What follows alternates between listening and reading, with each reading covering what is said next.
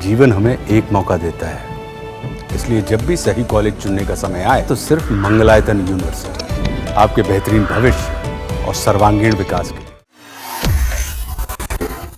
पहले रूस यूक्रेन युद्ध, फिर ईरान इजराइल युद्ध और अब एक और नया मोर्चा खुल गया है। हम बात कर रहे हैं भारत से करीब 5000 किलोमीटर दूर थाईलैंड और कंबोडिया की। इसी सीमा पर अब संघर्ष शुरू हो गया है। थाईलैंड और कंबोडिया के बीच ताबड़तोड़ रॉकेट दागे जा रहे हैं, फाइटर जेट्स उतर गए हैं।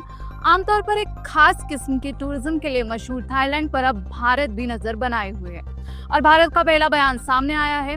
उससे पहले आपको बता दें कि यूएनएससी में रात 12:30 बजे आपात बैठक बुलाई गई है। थाईलैंड कंबोडिया विवाद के केंद्र में है शिव मंदिर, जिसे लेकर अब खुला युद्ध छिड़ गया है। जहां एक तरफ थाईलैंड ने मार्शल लॉ घोषित कर दिया है। मार्शल लॉ मतलब किसी भी देश में सरकार द्वारा घोषित एक ऐसी न्याय व्यवस्था जिसमें सैन्य बलों को नियंत्रण करने का अधिकार दिया जाता है। इसी बढ़ते विवाद को देखते हुए भारत ने एक ट्रैवल एडवाइजरी जारी की है। इसमें भारतीय नागरिकों से थाईलैंड और कंबोडिया की सीमा के पास 7 राज्यों में जाने से बचने की अपील की गई है। इनमें चंथाबुरी, उबोन रतुचानी, सुरीन, सिसाकेत, बुरीराम, साकाओ और ट्राच शामिल हैं। आपको बता दें, थाईलैंड और कंबोडिया दोनों ही भारत के लिए अहम हैं। थाईलैंड भारत का एक्ट ईस्ट कॉरिडोर का एक अहम गेटवे है। लेकिन अब इस युद्ध का भारत पर क्या असर हो सकता है, इसकी ज्यादा जानकारी के लिए हमारे साथ जुड़े हैं विदेश मामलों के जानकार निपुण आलमबायन जी। तो निपुण जी, थाईलैंड और कंबोडिया के बीच खराब होती स्थिति से भारत को क्या खतरा है और इसमें चीन और अमेरिका का क्या रोल सामने आ रहा है? थाईलैंड और कंबोडिया के बीच में जो वॉर हो रहा है, ये वॉर को मैं कहूँ तो ये प्रॉक्सी वॉर है जो अमेरिका और चीन के बीच में लड़ा जा रहा है। अब जब मैंने कहा कि अमेरिका चीन के बीच में लड़ा जा रहा है तो निश्चित रूप से इसका प्रभाव भारत के ऊपर भी पड़ेगा। क्यों पड़ेगा? अगर हम बात करें कि थाईलैंड और कंबोडिया दोनों ही आसियान के प्रमुख देश हैं और आसियान के साथ हम देखें तो आसियान के साथ करीब 130 बिलियन अमेरिकन डॉलर का भारत का व्यापार है। अगर ये युद्ध होता है तो निश्चित रूप से भारत का जो व्यापार है और साथ ही जो निवेश है उस पर इम्पैक्ट पड़ेगा, यानी कि हमारा निवेश और व्यापार प्रभावित होगा।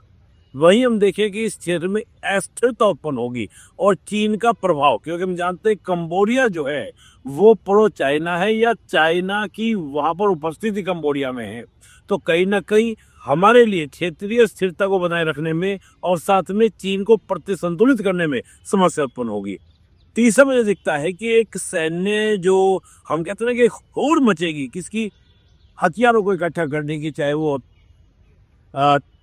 कंबोडिया के द्वारा हो या हम दूसरे किसी देश के द्वारा बात करें, थाईलैंड के द्वारा बात करें, तो यानी कि सब में क्या होगा, हथियारों की होड़ आपको देखने को मिलेगी। तो दिखने का है कि बड़ा प्रभाव भारत पड़ सकता है, चाहे आर्थिक क्षेत्र में देखें और एक बड़ा प्रभाव सांस्कृतिक और सामाजिक क्षेत्र में भी।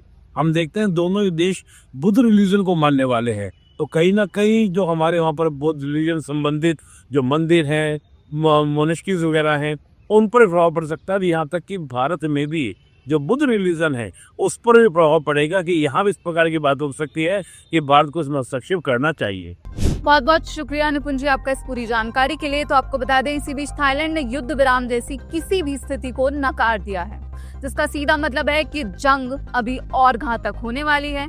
थाईलैंड ने चेतावनी देते हुए साफ कर दिया है कि सीज फायर की बात करना अभी जल्दबाजी होगी। कंबोडिया हमले रोके तभी युद्ध विराम की बात होगी। थाईलैंड ने सख्त लहजे में ये तक कह दिया कि इस संघर्ष में किसी भी तीसरे पक्ष की मध्यस्थता की जरूरत नहीं है। और आपको बता दें, थाईलैंड का ये बयान ऐसे समय में आया है जब चीन, अमेरिका, मलेशिया जैसे देश युद्ध विराम की अपील कर चुके हैं और माना जा रहा है कि संयुक्त राष्ट्र सुरक्षा परिषद में संघर्ष पर आपात बैठक होने वाली है जो रात 12:30 बजे है। लेकिन अब इस मामले में जो भारत की एंट्री होते हुए दिख रही है और भारत पर इसका क्या असर हो सकता है उसकी भी हमने आपको जानकारी दी। इस पर अब आपकी क्या राय है हमें कमेंट बॉक्स में जरूर बताइएगा और ऐसे ही देश और विदेश की खबरों के लिए जुड़े रहिए दैनिक जागरण के साथ। नमस्कार।